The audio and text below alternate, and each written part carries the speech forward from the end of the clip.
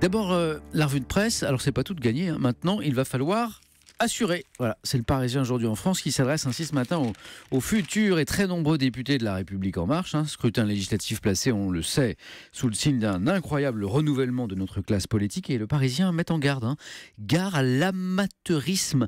La politique est une affaire sérieuse. Le travail à l'Assemblée, la fabrique des lois ne s'improvise pas. Là, va comme je te pousse. S'ils ne veulent pas trébucher sur leur victoire, les nouveaux élus vont devoir apprendre vite. En une de Libération, Axel Soisig, regardez un désert, une photo de désert. Rien, presque rien, juste quelques dunes à l'horizon, c'est tout. C'est la gauche plus rien, voilà, c'est la une de Libé ce matin. Effacer la gauche, effarée. Titre encore le journal après ce premier tour cataclysmique pour les socialistes, les communistes, les écologistes, les insoumis aussi.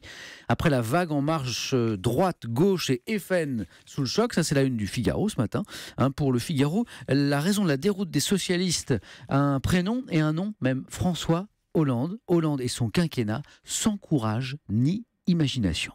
Le quotidien, l'opinion se penche lui aussi sur les raisons de ce tsunami. L'opinion qui se demande aussi ce que vont devenir tous ces députés battus, ce qu'ils vont bien pouvoir faire maintenant. Axel, ça peut vous intéresser là, Ils vont envoyer des CV déjà. Exactement. Et un chasseur de tête, Axel, explique dans l'opinion qu'il y a des débouchés pour ces professionnels de la politique, notamment dans les entreprises privées. Ils ont un réseau, ils savent négocier. Carnet d'adresse. Voilà, exactement, une notoriété.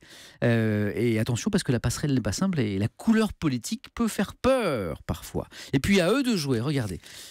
Plus question des nouveaux députés cette fois, c'est les Bleus. Les Bleus, l'équipe de France de football, exactement, à eux de jouer, c'est la une de l'équipe. Avant le match amical de ce soir face à l'Angleterre, après la défaite face à la Suède, l'équipe se penche sur ce match doublement amical, car la France va rendre hommage ce soir aux victimes du terrorisme à Manchester, à Londres. Alors vous savez peut-être que le joueur Blaise Matuidi, on en parlait avec Jérôme Lacroix tout à l'heure, a appelé les supporters français à chanter ce soir l'hymne anglais God Save the Queen, et l'équipe applaudit l'initiative et publie d'ailleurs les paroles de God Save the Queen, histoire que les supporters puissent s'entraîner un petit peu avant le match de ce soir.